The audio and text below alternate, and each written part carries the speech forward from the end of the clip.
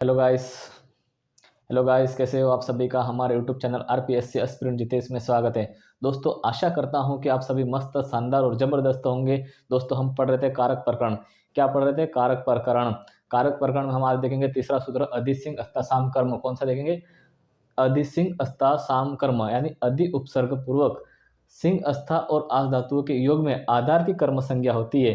तो ठीक है दोस्तों, तो आइए देखते हैं। हमारे आपके सामने तीसरा सूत्र है अधिसिंग अस्तासाम कर्म। क्या है? अधिसिंग अस्तासाम कर्म। अधिसिंग अस्तासाम कर्म सूत्र है आपके सामने। अधिसिंग अस्तासाम कर्म, अधि उपसर्ग, उसके बाद सिंह धातु या अस्था धातु या आस धातु हो तो आधार में कर्म संज्ञा होगी, यानी जहां पर सोने अथवा बैठने की क्रिया हो वहां पर उस आधार में कर्म संज्ञा होगी। कौन से सूत्र से? अधिसिंग अस्तासाम कर्म सूत्र से। जैसे हरि बैकुंठ में सोता है। हरि हरि का यहाँ पे सोने का आधार क्या है? बैकुंठ। तो बैकुंठ शब्द में अधिसिंग अस्तासाम कर्म सूत्र से बैकुंठ शब्द की कर्म संज्ञा होती है। ठीक है दोस्तों, अधिसिंग अस्तासाम कर्म, अधि उपसर्ग के बाद सिंह, सिंह यानी सोना, अस्था, अस्था यानी बैठना, और आस, आस का मतलब ठहरना या बैठना होता है। इन धातुओं के योग में आधार की कर्म संज्ञा होती है। अधि उपसर्ग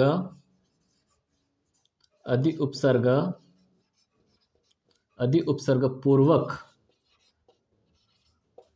सिंह, अस्था, आस धातुओं के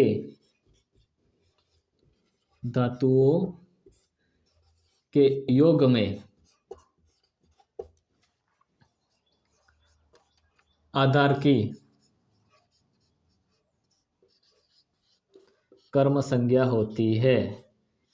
कर्म संज्ञा होती है। अधि उपसर्ग पूर्वक सिंह, अस्था, आस धातुओं के योग में आधार की कर्म संज्ञा होती है। अर्थात जहां पर सोने अथवा बैठने की क्रिया हो उसमें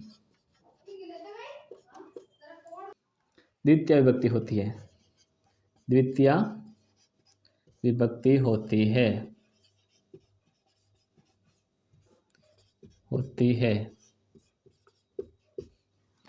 अधिसिंग अस्तासाम कर्म सूत्र कहता है कि अधि उपसर्ग के बाद सिंह, अस्था, आस धातु हो तो जहां पर सोने अथवा बैठने की क्रिया हो रही हो उसमें उस आधार में कर्म संज्ञा होगी। क्या होगी? कर्म संज्ञा। जैसे हरि बैकुंठ में सोता है। हरि बैकुंठ में सोता है। यहां पर हरि क्या है? करता है, और सोना क्या है? उसकी क्रिया। तो हरि कहां पर सो रहा है? बैकुंठ में। तो बैकुंठ क्या है? सोने का आधार। हरि के सोने का आधार क्या है? बैकुंठ। तो बैकुंठ शब्द में अधिसिंग अस्तासाम कर्म से कर्म संज्ञा होगी। तो हरि ही बैकुंठम अधिसेते। क्या रूप बनेगा? हरि ही बैकुंठम अधिसेते।